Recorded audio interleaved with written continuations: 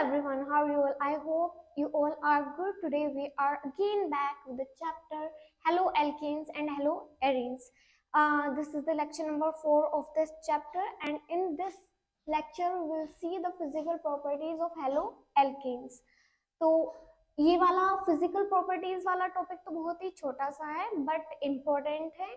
इसके बाद जो SN1 एंड SN2 रिएक्शन के मैकेनिज्म है वो हम देखेंगे. राइट, तो स्टार्टिंग करते हैं फिजिकल प्रॉपर्टीज से. उसके बाद SN1 SN2 पढ़ के हम केमिकल प्रॉपर्टीज पे आएंगे.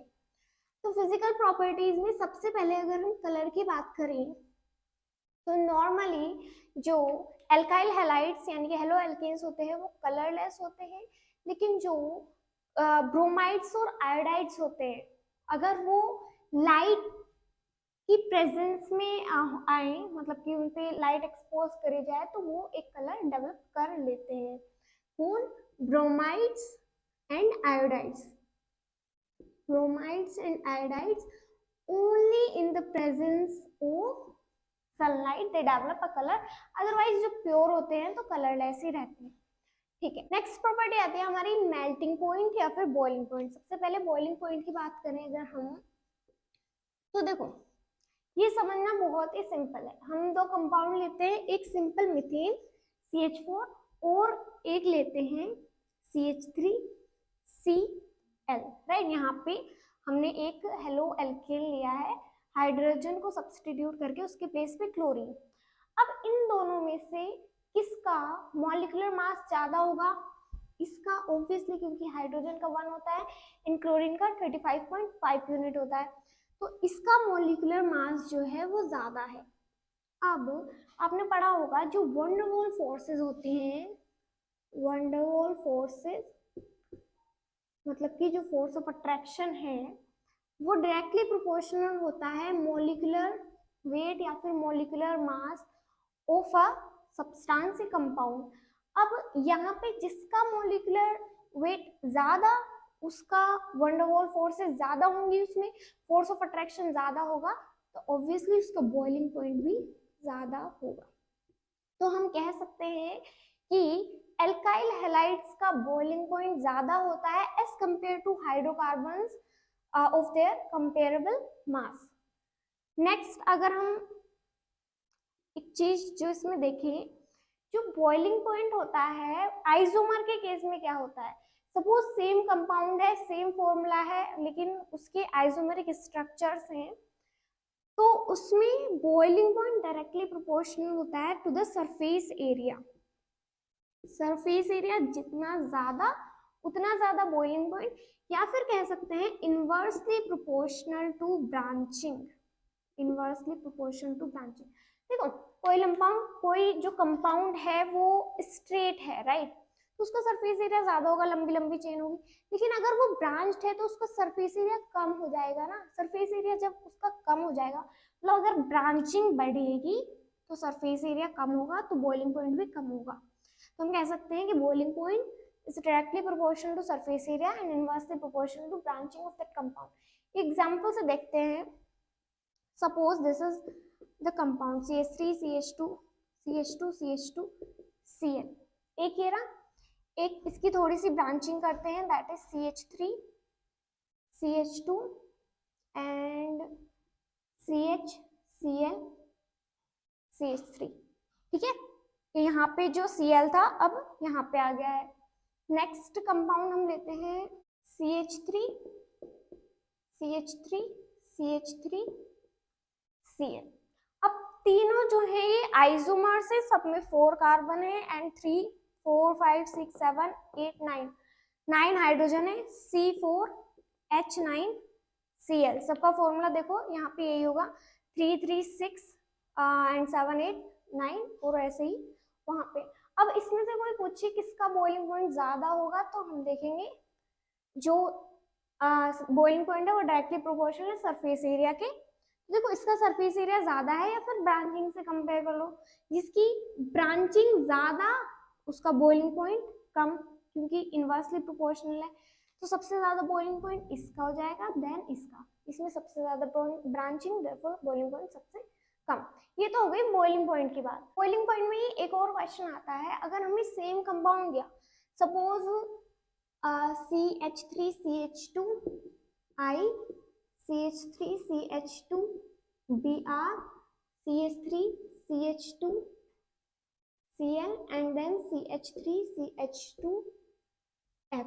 मीन्स कंपाउंड सेम है, मतलब कार्बन हाइड्रोजन सेम है, बस उसमें हेलोजन चेंज है। अब इसका बॉइलिंग पॉइंट का ऑर्डर क्या होगा, तो बॉइलिंग पॉइंट का जो ऑर्डर होता है, if R group is same, alkyl group is same, then सबसे ज्यादा Ri का, then RCl, then this is the order of the boiling point, sorry R, Br, RCl and then Rf। क्यों होता है ऐसा, देखो धीरे से समझने की कोशिश करते हैं आराम से। अगर मैं ग्रुप 17 के एलिमेंट्स की नेम लिखूं तो ये रहेगा फिर, कल, बाहर, आई, आंटी, ठीक है, फ्लोरीन, क्लोरीन, ब्रोमीन, आयोडीन। अब जब हम नीचे आते हैं ग्रुप में तो हमें पता है मॉलिक्यूलर मास इंक्रीज होता है, सबसे ज्यादा मास इसका, देन इसका, देन इसका। अब वही चीज है जो one whole force of attraction is directly proportional to molecular mass most of the cases में। तो यहाँ पे इसका सबसे ज्यादा मॉलिक्यूलर मास है, इसीलिए वन होल फोर्सेस जो हैं इसमें सबसे ज्यादा है। और फोर्स ज्यादा होगा तो उसे बॉईल करने के लिए ज्यादा एनर्जी चाहिए होगी, देयरफॉर एल्काइल हैलाइड का जो बॉइलिंग पॉइंट होता है वो ज्यादा होता है, then alkyl bromide, alkyl fluoride and last में होता है एल्काइल फ्लोराइड का। ये चीज याद रखेंगे तो यहाँ पे सिंपली आंसर हो जाएगा ये। बॉइलिंग पॉइंट की तो बात हो गई, अब हम आएंगे मेल्टिंग पॉइंट पे। मेल्टिंग पॉइंट पे क्या होता है, अगर इससे मैं रफ करूं तो पहले डाई हेलो की बात कर ले, डाई हेलो बेंजीन की मेल्टिंग पॉइंट की, क्योंकि एनसीईआरटी में इसी के बारे में दे रखा है। तो डाई हेलो बेंजीन का मतलब है हमारे पास बेंजीन है जिसमें कि दो हेलोजन है, कोई भी हेलोजन हो सकता है, तो हम यहाँ पे X ले रहे हैं। अब ये हेलोजन जो है दोनों ऑर्थो पोजीशन पे भी हो सकते हैं, डाई हेलो है, देखो दो हेलोजन तो आएंगे, लेकिन कहाँ कहाँ आ सकते हैं, ऑर्थो पे पर भी आ सकते हैं, मेटा पर भी आ सकते हैं and then at last para पर भी आ सकते हैं। अब इसमें जो मेल्टिंग पॉइंट देखा गया है वो जनरली वैसे तो तीनों का सिमिलर ही आता है, थोड़ा बहुत डिफरेंस आता है, बट इसमें भी सबसे ज्यादा मेल्टिंग पॉइंट आता है पैरा का। पैरा का मेल्टिंग पॉइंट ज्यादा होता है एज कंपेयर टू ऑर्थो और मेटा। क्यों ऐसा क्यों होता है, देखो समझने की कोशिश करो। पैरा जो है सिमेट्रिकल है, देखो ये सिमेट्रिकल है, क्योंकि इसकी सिमेट्री की वजह से जो क्रिस्टल लेटस बनता है उसमें ये ज्यादा अच्छे से फिट हो जाता है, जिसकी वजह से इसका जो पैरा का मेल्टिंग पॉइंट है वो थोड़ा ज्यादा होता है। मतलब ये नहीं बहुत ज्यादा डिफरेंस होगा, 2-3 केल्विन का होगा, बट होगा as compared to ortho and meta dihalobenzene. अब एक बहुत ही अच्छा ऑर्डर दे रखा है एनसीईआरटी में, अगर एनसीईआरटी में दिया हुआ तो हम देख लेते हैं, क्योंकि इससे क्वेश्चन कभी भी आ सकता है, राइट। ऑर्डर पे भी बहुत बार क्वेश्चन आता है। क्या दिया हुआ है हमें, ये दिया हुआ है डाई हेलो में डाइक्लोरोबेंजीन दिया हुआ है और हमें उसका मेल्टिंग एंड बॉइलिंग पॉइंट दोनों का ऑर्डर बताना है। तो ये चीज हम यहाँ पे ही लर्न कर लेंगे, क्या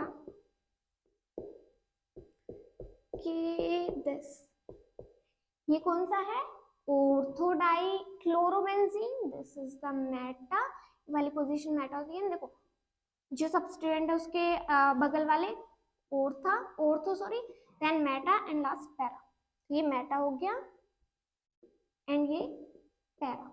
तो अगर इसके मेल्टिंग पॉइंट की बात करें तो अभी देखा है मेल्टिंग पॉइंट में तो सबसे ज्यादा तो होता है पैरा का, और फिर बाद में देखा गया इसमें ऑर्थो का होता है एंड देन मेटा। तो मेल्टिंग पॉइंट के लिए आपको पोम याद रखना है, POM, डाइक्लोरोबेंजीन के लिए सबसे ज्यादा para, then ortho and then Meta.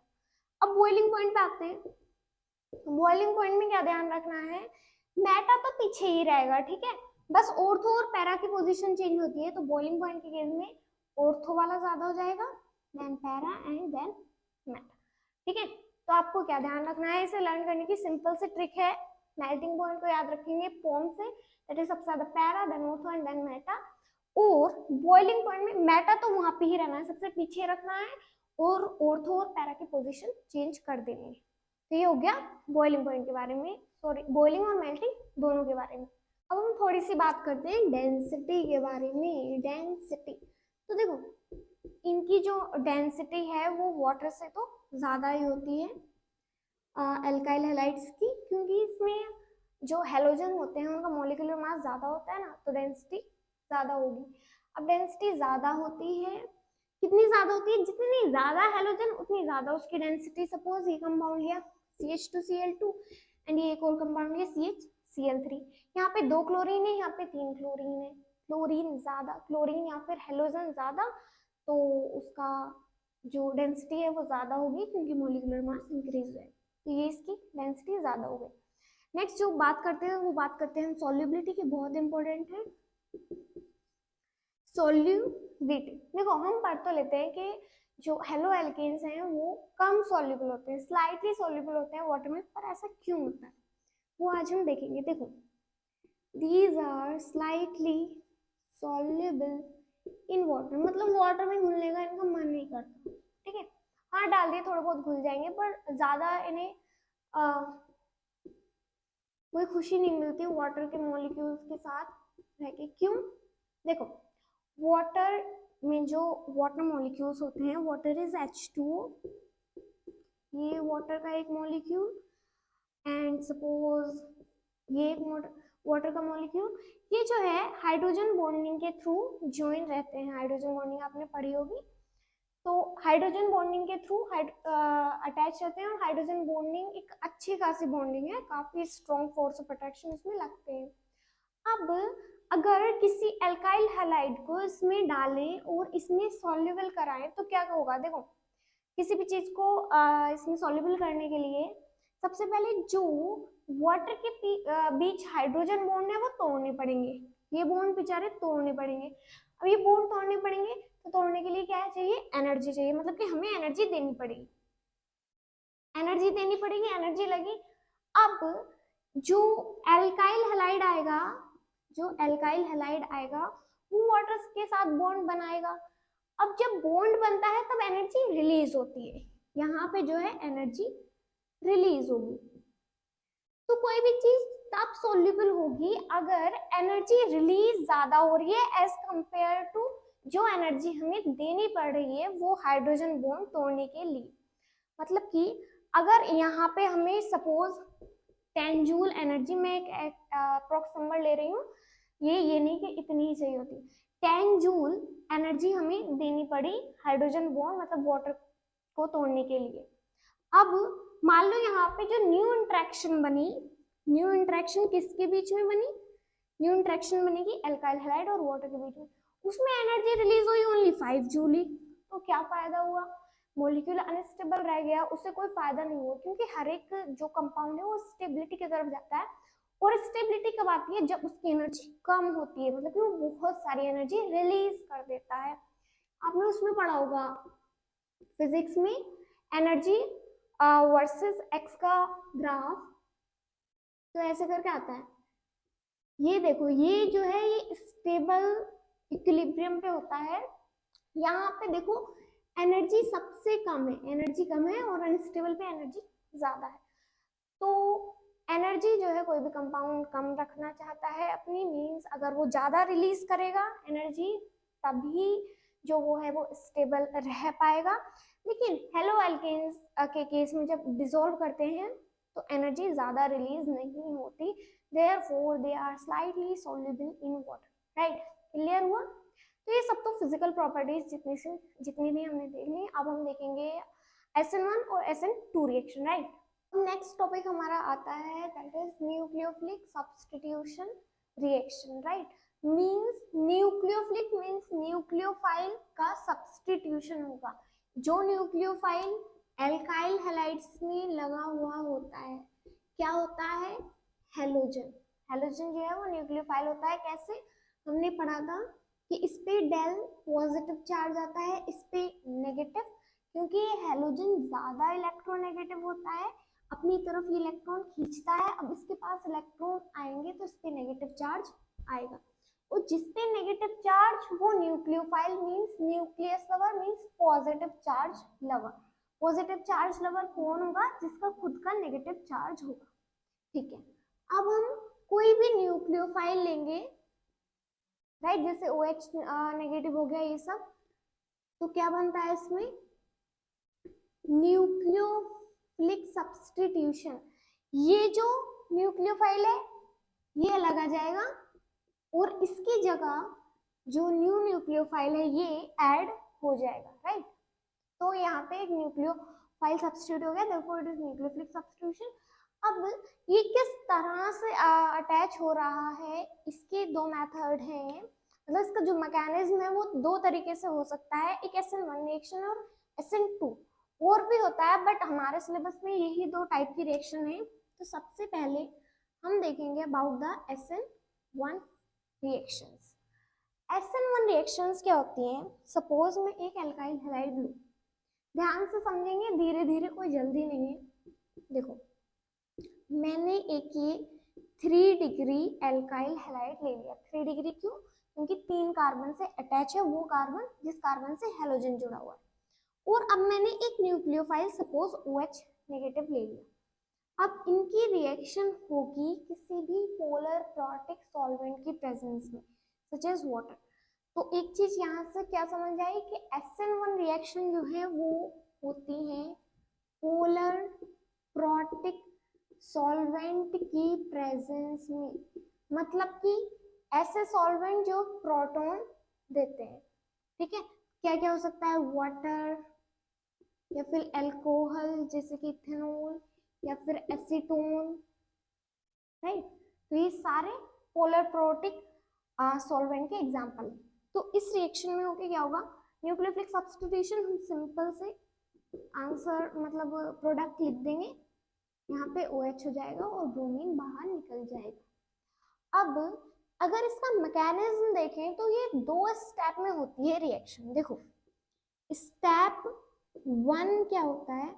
Step 1 होता है formation of carbocation, formation of carbocation, और ये ही रेट डिटरमाइनिंग स्टेप होता है, क्योंकि ये स्लोएस्ट स्टेप होता है। हमने केमिकल काइनेटिक्स में पढ़ा होगा कि जो स्लोएस्ट स्टेप होता है वही रिएक्शन का रेट डिटरमाइन करता है। Therefore first step is the rate determining step. क्या होता है? फॉर्मेशन ऑफ कार्बोकैटायन में हमने ये एल्काइल हैलाइड लिया, प्लस यहाँ पे ये कार्बोकैटायन बनेगा तो क्या होगा? CH3 CH3 CH3, ये अलग टूट जाएगा, इस पे नेगेटिव आ जाएगा और यहाँ पे इस वाले कार्बन पे पॉजिटिव बच जाएगा। तो ये कार्बोकैटायन बन गया 3 डिग्री कार्बोकैटायन, जो कि स्टेबल होता है, और Br- अलग। अब आप सोचेंगे ये बॉन्ड जो टूटा है इसकी एनर्जी कहाँ से आई?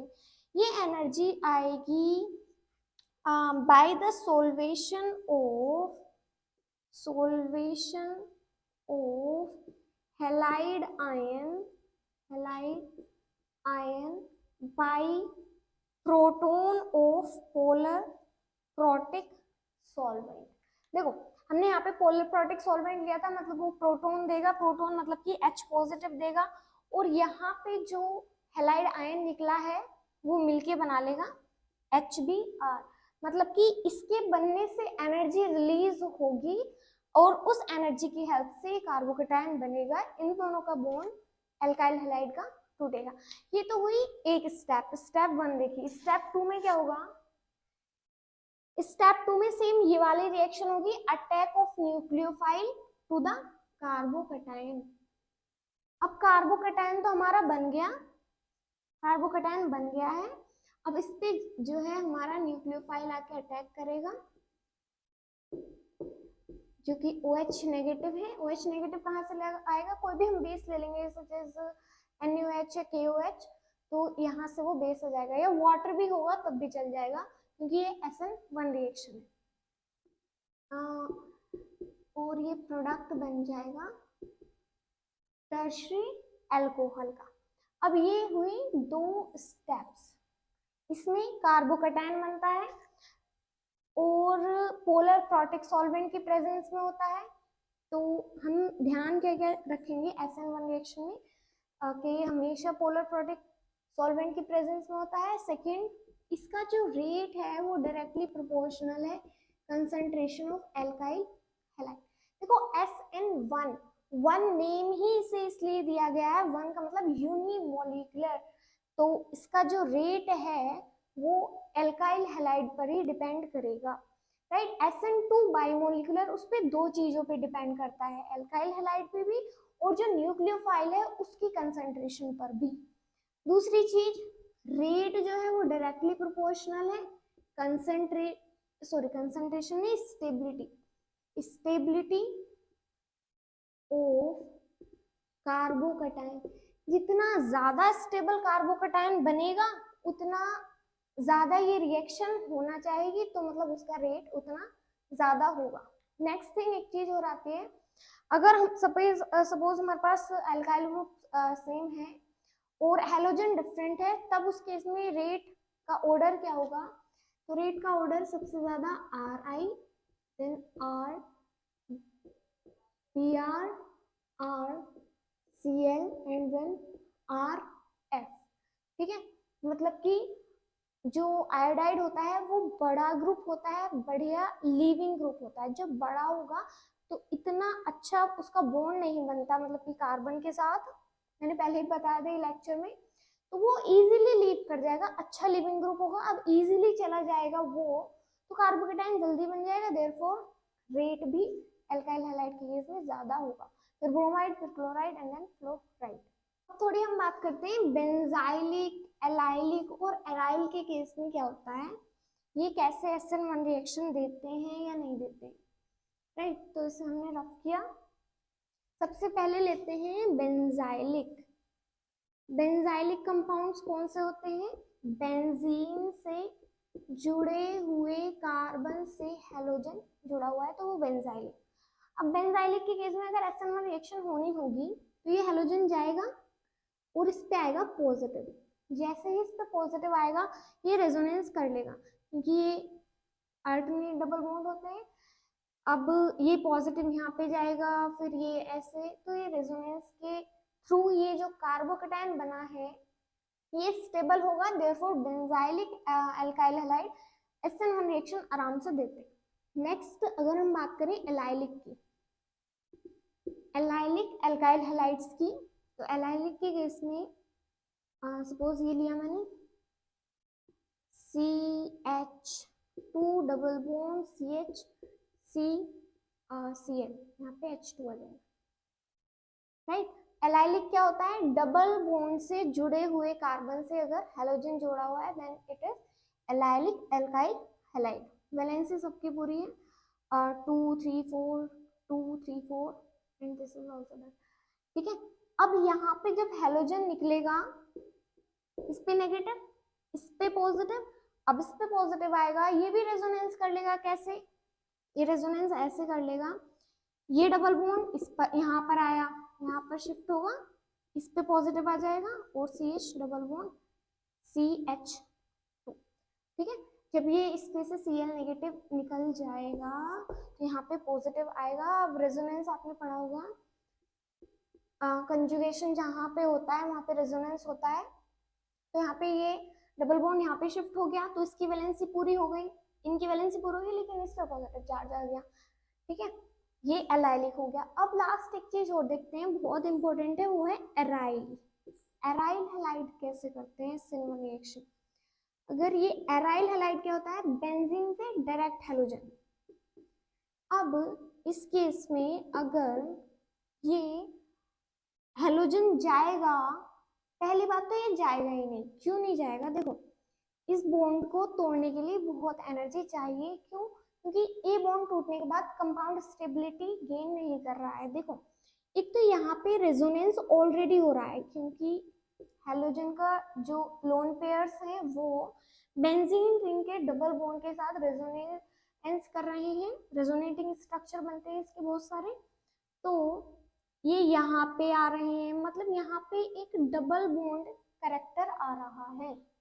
तो एक तो यहाँ पे डबल बॉन्ड कैरेक्टर है रेजोनेंस की वजह से।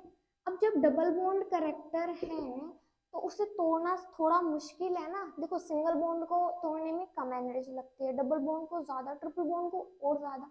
यहाँ पे पार्शियल डबल बॉन्ड कैरेक्टर है, फुल नहीं है, पार्शियल है ड्यू टू रेजोनेंस, जिसकी वजह से ये हेलोजन और कार्बन के बीच का बॉन्ड टूटना नहीं जाएगा। फर्स्ट थिंग तो ये हो गई। सेकेंड थिंग, ये जो कार्बन है यहाँ पे ये sp2 हाइब्रिडाइज्ड है, sp2 हाइब्रिडाइज्ड है। इसके देखो सिग्मा बॉन्ड गिनो कितने हो गए, 1 2 3 3, z की वैल्यू 3, तो हाइब्रिडाइजेशन हो गया sp2। अब sp2 जो हाइब्रिडाइजेशन होता है उसमें s का करेक्टर 33% होता है, ठीक है। अगर सॉरी यहाँ पे sp2 हाइब्रिडाइजेशन जो होता है उसमें s का करेक्टर 33%। sp3 में यहाँ पे देखो, यहाँ पे जो कार्बन है वो sp3 है, यहाँ पे जो भी कार्बन था बेंजाइलिक है उसके केस में sp3 था। sp3 के केस में s में जो का जो करेक्टर होता है वो 25% होता है। देखो s सब शेल आपने पढ़ा होगा, जो s सब शेल है उससे इलेक्ट्रॉन निकालना बहुत मुश्किल होता है, क्योंकि वो तो स्फेरिकल सिमेट्रिकली न्यूक्लियस के चारों ओर होती है और उसमें जो इलेक्ट्रॉन है वो टाइटली बाउंड रहता है टू द न्यूक्लियस। तो इसी वजह से यहाँ पे s करेक्टर ज्यादा है, इलेक्ट्रोनेगेटिविटी ज्यादा है इसकी, देयरफॉर ये बॉन्ड टूटना थोड़ा मुश्किल है। Therefore allyl halide do not give SN1 reaction और SN2 रिएक्शन भी नहीं देते। ये तो हो गई पूरी बात SN1 रिएक्शन की। नेक्स्ट आता है SN2 रिएक्शन। देखो SN2 रिएक्शन जो होती है वो सब्स्टिट्यूशन रिएक्शन बाइमोलिकुलर मतलब कि दो मॉलिक्यूल इसके रेट में इन्वॉल्व होंगे। कैसे, देखो सपोज मैंने ये न्यूक्लियोफाइल लिया, यहाँ पे कोई भी कार्बोकेटायन नहीं बनता है, नो कार्बोकेटायन। क्या क्या पॉइंट्स याद रखने हैं, no carbocation form. Second thing, ये जो है सिंगल स्टेप में होती है, राइट, सिंगल स्टेप, ओनली एक ट्रांजिशन स्टेट बनती है, कोई भी इंटरमीडिएट नहीं बनता। वहां पे तो SN1 में इंटरमीडिएट बना था क्या, कार्बोकेटायन, तो यहाँ पे ओनली वन ट्रांजिशन स्टेट बनती है। ट्रांजिशन स्टेट जो है वो होती कम समय के लिए रहती है रिएक्शन में, मतलब नैनो सेकेंड, मिली सेकेंड, मतलब बहुत कम टाइम के लिए, 1 सेकेंड के लिए भी नहीं बनती वो, ठीक है। ये ओनली वन इस ट्रांजिशन स्टेट में बनती है, योग्य। अब देखो CH3 CH2 Cl, ये एल्काइल हैलाइड हमने लिया। अब इस केस में क्या होगा, सिंपल वाला एल्काइल हैलाइड लेते हैं हम पहले समझाने के लिए। C जो पहले लिया था SN1 के केस में, CH3 Cl।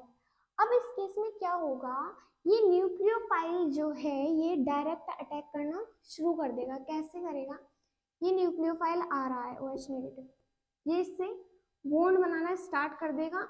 तो ये जो हाइड्रोजन है इधर, ये थोड़ा थोड़ा खिसक जाएंगे, ये हाइड्रोजन इधर आ गया, ये इधर, ये इधर, राइट, ये कहेगा हमारे हमें थोड़ा स्पेस दो, तो ये खिसक गए।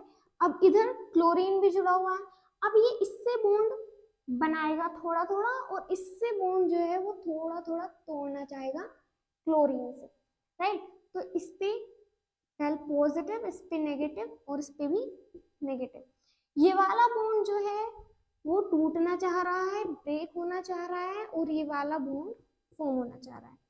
ये है ट्रांजिशन स्टेट, जिसमें कि जो है बहुत कम टाइम के लिए कार्बन 5 सिग्मा बॉन्ड से होता है, मतलब 5 सिग्मा बॉन्ड बन रहा है ना इस टाइम, 1 2 3 4 5। जनरली वैलेंसी कितनी होती है कार्बन की, 4।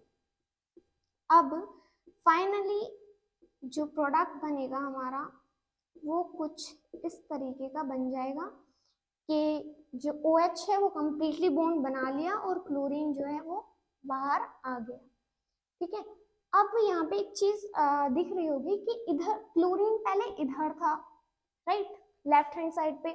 अब जो न्यू न्यूक्लियोफाइल आया हाइड्रोक्साइड, वो राइट साइड पे है, मतलब कि जो इसका पोजीशन है वो चेंज हो गई। इसे हम कहते हैं inversion, right, inversion of configuration.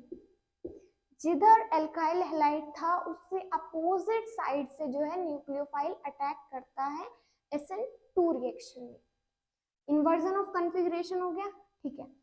अब यहाँ पे देखो, अगर यहाँ पे थोड़े बड़े ग्रुप होते तो न्यूक्लियोफाइल को आने में थोड़ी दिक्कत होती। कैसे? सपोज ये तो सिंपल हाइड्रोजन थे, छोटे छोटे खिसक गए। अगर बड़ा ग्रुप में ले लूं कोई CH3 CH3 tertiary alkyl halide लिया, और अब हम न्यूक्लियोफाइल इसके सब्स्टिट्यूशन करा रहे हैं। अब क्या होगा, यहाँ पे स्टेरिक हिंड्रेंस बहुत ज्यादा है। कैसे? ये भी कोई ऐसे छोटे ग्रुप तो है नहीं, ये ऐसे करके है CH3 ऐसे करके, ऐसे ही ये CH3 है, और ऐसे ही ये वाला CH3 है। तो देखो यहाँ पे कितनी ज्यादा स्टेरिक हिंड्रेंस हो गई, कितना ज्यादा क्राउडेड हो गया। ये जो न्यूक्लियोफाइल है वो आ ही नहीं पाएगा, वो अटैक कर ही नहीं पाएगा। देयरफॉर जो 3 डिग्री एल्काइल हैलाइड है वो SN2 रिएक्शन नहीं देते। तो यहाँ पे जो रेट हो जाएगा वो हो जाएगा सबसे इजीली जो है SN2 reaction 1 degree alkyl halide देते हैं, then 2 degree alkyl halide, and 3 degree तो बहुत ही मुश्किल से देते हैं, क्योंकि स्टेरिक हिंड्रेंस इतनी ज्यादा हो रही है। जैसे OH को बॉन्ड बनाने के लिए जाने के लिए कहीं जगह ही नहीं मिल रही, और यहाँ पे तो छोटे छोटे थे 1 डिग्री में हाइड्रोजन, तो चला गया था, ठीक है। अब SN1 की बात करें तो SN1 इसका अपोजिट होता है। SN1 में हमने देखा था जो रेट है वो डिपेंड करेगा स्टेबिलिटी ऑफ कार्बोकेटाइन, और कार्बोकेटाइन सबसे ज्यादा स्टेबल किस केस में होता है? 3 डिग्री एल्काइल हैलाइड के केस में, then 2 degree and then 1 degree. इतनी चीज क्लियर हुई। ये जो बहुत इंपॉर्टेंट है बात, SN2 में 1 डिग्री एल्काइल हैलाइड देना चाहेगा, देन 2 डिग्री, देन 3 डिग्री, और इसके अपोजिट होता है SN1 रिएक्शन। एक और चीज, यहाँ पे जो SN2 रिएक्शन हो रही है ये होती है polar aprotic solvent, right, polar aprotic solvent. जैसे कि हमारा वो हो गया DMSO, डाइमिथाइल सल्फोक्साइड, या और भी होते हैं जो प्रोटॉन नहीं देते हैं। DMSO हो गया, और एक और होता है एसीटोन। SN1 में वो पहले गलत हो गया, एसीटोन नहीं होता, उसमें पोलरप्रोटिक वाटर होता है, अल्कोहल होता है, और एसिटिक एसिड होता है। एसिटिक एसिड की जगह मैंने वहाँ पे एसीटोन कर दिया, वो थोड़ा गलत हो गया, आप देख लेना, ठीक है। एसीटोन जो है वो SN2 रिएक्शन में यूज होता है। ये सब मोटा मोटा हमने देख लिया। एक चीज और आती है इसमें, क्या, जो इस केस में जो रेट है वो डायरेक्टली प्रोपोर्शनल होता है एल्काइल हैलाइड के कंसंट्रेशन पे, एज वेल एज जो न्यूक्लियोफाइल आ रहा है। मैं न्यूक्लियोफाइल ही लिख देती हूँ यहाँ पे, उन दोनों की कंसंट्रेशन पे रेट डिपेंड करता है। देयरफॉर इट इज SN2 मतलब बाई मॉलिक्यूलर रेट में इसके दो मॉलिक्यूल इन्वॉल्व है, एक एल्काइल हैलाइड और दूसरा न्यूक्लियोफाइल की कंसंट्रेशन भी। एक चीज यहाँ पे जो है हम स्ट्रॉन्ग न्यूक्लियोफाइल यूज करते हैं, राइट। स्ट्रॉन्ग न्यूक्लियोफाइल क्या हो सकता है? जैसे कि स्ट्रॉन्ग बेस NaOH KOH। तो ये सब हमने SN1 SN2 का बेसिक देख लिया है। एक चीज और, जैसे यहाँ पे इन्वर्जन हो रहा है ना, पीछे से अटैक हो रहा है, कार्बोकेटाइन में रेजमिक मिक्सचर बनता है, मैंने पहले भी बताया था। देखो कार्बोकेटाइन एक प्लेनर स्पीशी होती है, जो न्यूक्लियोफाइल है वो आगे से भी अटैक कर सकता है, पीछे से भी। अब जब रिटेंशन और इन्वर्जन दोनों होता है तो वो मिलके बनाता है रेजमिक मिक्सचर। ये सब हुआ क्लियर? तो अभी इस लेक्चर को हम यहाँ पे ही एंड करते हैं। ये तो थोड़ा बेसिक था, अब रिएक्शंस तो आगे आएंगी, लेकिन उन्हें समझने के लिए ये जरूरी था, ठीक है।